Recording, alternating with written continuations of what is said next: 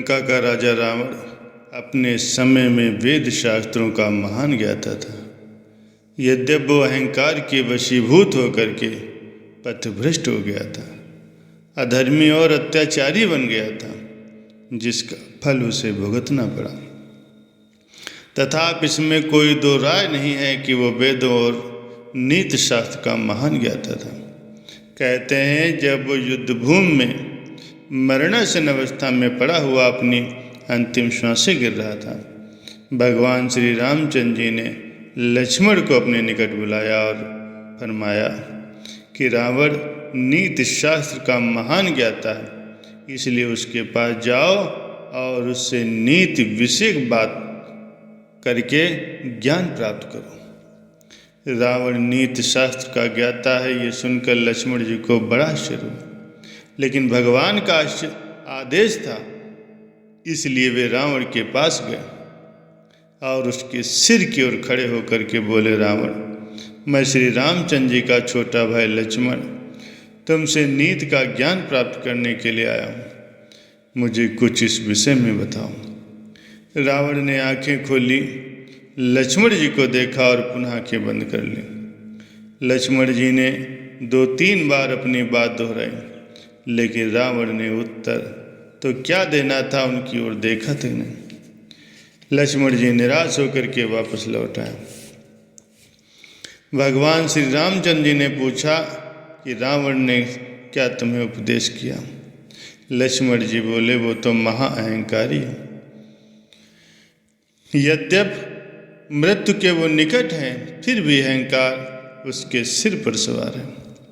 2-3 बार कहने पर भी उसने मेरी बात का कोई उत्तर नहीं दिया।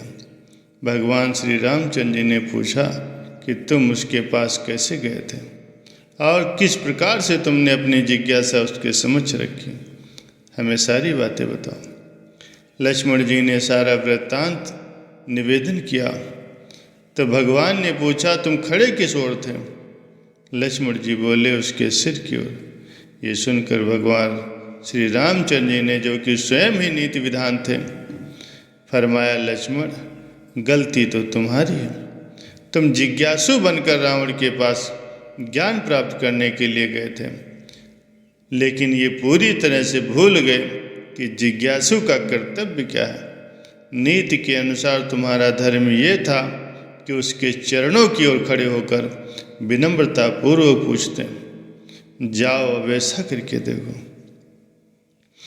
लक्ष्मण जी पुनः वहाँ गए जहाँ रावण मरणासन अवस्था में पड़ा था और उसके पैरों की ओर खड़े होकर के हाथ जोड़कर बड़े विनम्रतापूर्वक बोले, मैं श्री रामचंद्र जी का अनुज लक्ष्मण आपको प्रणाम करता हूँ, मुझे नीति शास्त्र का कुछ ज्ञान दीजिए। रावण ने आंखें खोली, संकेत से लक्ष्मण को अपने निकट बैठने को कहा और फिर उसे नीति शास्त्र के विषय में उपदेश किया। अब प्राय ये कि जब कोई मनुष्य किसी के पास ज्ञान प्राप्ति की अभिलाषा से जाता है, तो उसका ये कर्तव्य हो जाता है कि उसके पास वो जिज्ञासु बनकर जाए और उसका पूरा पूरा सम्मान करे, उसके समक्ष हाथ जोड़कर खड़ा हो और अत्यंत विनम्रतापूर्वक अपनी जिज्ञासा उसके सम्मुख निवेदन करे। प्राचीन समय की बात है, एक बार कुछ ऋषि पुत्र एकत्र होकर आत्मा के विषय में विचार करने लगे, लेकिन कई दिनों तक विचारों का आदान प्रदान करने के उपरांत वे किसी निश्चय पर नहीं पहुंच पाए।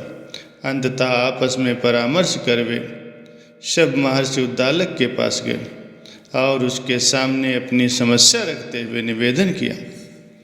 कई दिनों तक विचार करने के उपरांत भी आत्मा के विषय में हम कुछ भी निश्चय नहीं कर पाए, इसीलिए आपके पास आए हैं।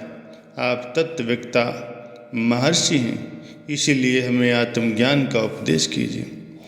महर्षि उद्दालक अपने मन में विचार करने लगे कि ये तो सच्चे जिज्ञासु अवश्य हैं, लेकिन इस बात से पूरी तरह से अनभिज्ञ हैं कि जिज्ञासु को किसी महापुरुष के पास किस प्रकार से जाना चाहिए। अतः कोई ऐसा उपाय करना चाहिए कि जिससे इनकी जिज्ञासा पूर्ण होने के साथ साथ इन्हें जिज्ञासु के कर्तव्य का भी कुछ ज्ञान हो जाए। ये सोचकर महर्षि उद्दालक ने उन्हें राजऋषि अश्वपति के पास भेजने का निश्चय किया और बोले, आत्मा का ठीक ठीक बोध तो राजऋषि अश्वपति को ही है। वे इस समय के महान तत्ववेत्ता हैं, इसलिए आत्मा का निश्चय तो वे ही करा सकते हैं। चलो उनके पास चलते हैं। महर्षि उद्दालक उन सब को लेकर महाराज अश्वपति के पास गए। उन्हें देखकर महाराज अश्वपति अत्यंत हर्षित हुए। उन्होंने महर्षि उद्दालक के साथ साथ ऋषि पुत्रों का भी हार्दिक आदर सत्कार किया। भारतीय संस्कृति में अतिथि सत्कार को बड़ा महत्व दिया गया है। विशेषकर जब ऋषि मुनि और साधु संत पधारें तो इसकी महत्ता और भी अधिक बढ़ जाती है। महाराज अश्वपति ने यथाविधि सबके चरण धोए और उन्हें सुंदर और स्वच्छ आसनों पर विराजमान करा। फिर चंदन, माला और पुष्प आदि से विधिवत उनका पूजन किया। तत्पश्चात उनके सम्मुख नाना प्रकार के स्वादिष्ट और सात्विक भोज्य पदार्थ स्वर्ण के थालों में परोसकर प्रस्तुत किए और दक्षिणा के रूप में स्वर्ण मुद्राएं अर्पित की। किंतु ऋषि पुत्रों ने भोजन को हाथ भी नहीं लगाया और धन लेना भी अस्वीकार कर दिया, क्योंकि वे धन पदार्थों के लिए तो महाराज अश्वपति के पास नहीं आए थे। वे सभी तो आत्मज्ञान की प्राप्ति की जिज्ञासा लेकर ही वहाँ पहुँचे थे। ज्ञानी अश्वपति को उनके व्यवहार से तनिक भी आश्चर्य न हुआ। उन्होंने हाथ जोड़कर कहा, मैं जानता हूँ शास्त्रों में राजा के अन्न को अपवित्र बताया गया है, क्योंकि कर आदि द्वारा प्राप्त धन के अतिरिक्त राजकोष में उस धन का भी संग्रह होता है जो चोरों, डाकुओं और अनाचारियों से अर्थदंड के रूप में प्राप्त किया जाता है। इस प्रकार पापियों का धन राजकोष में आ जाने से वो अपवित्र हो जाता है।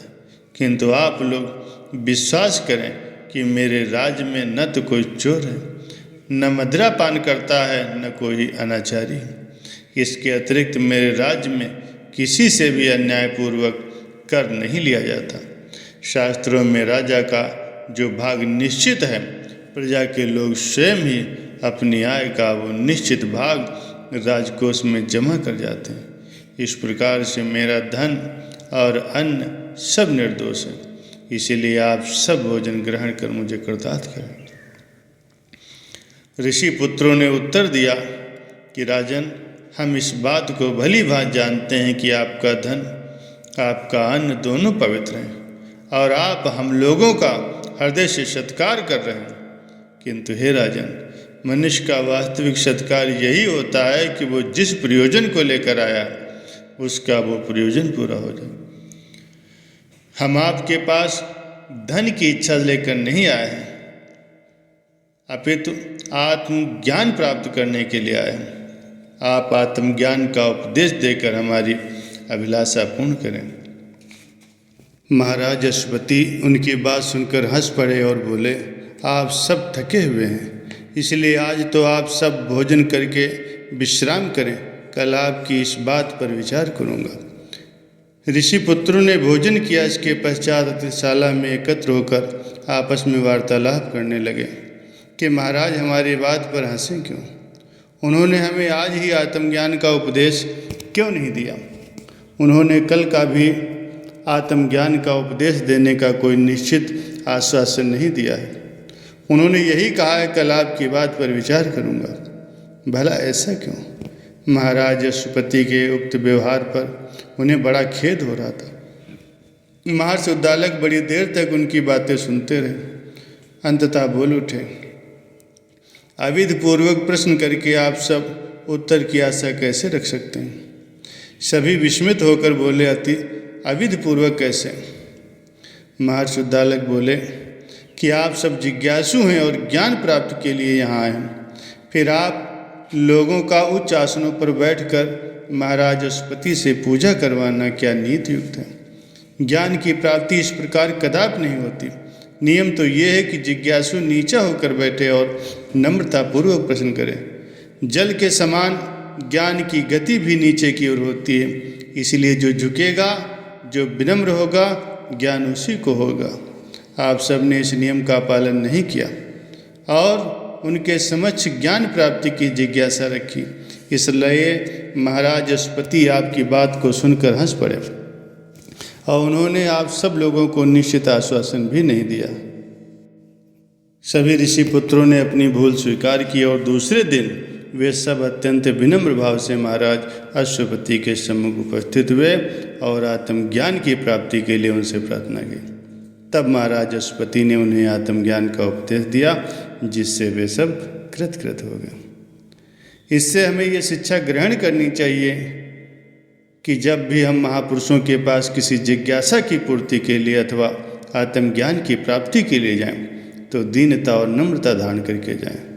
तभी हम सच्चे अधिकारी बन सकते हैं और ज्ञान की प्राप्ति कर सकते हैं।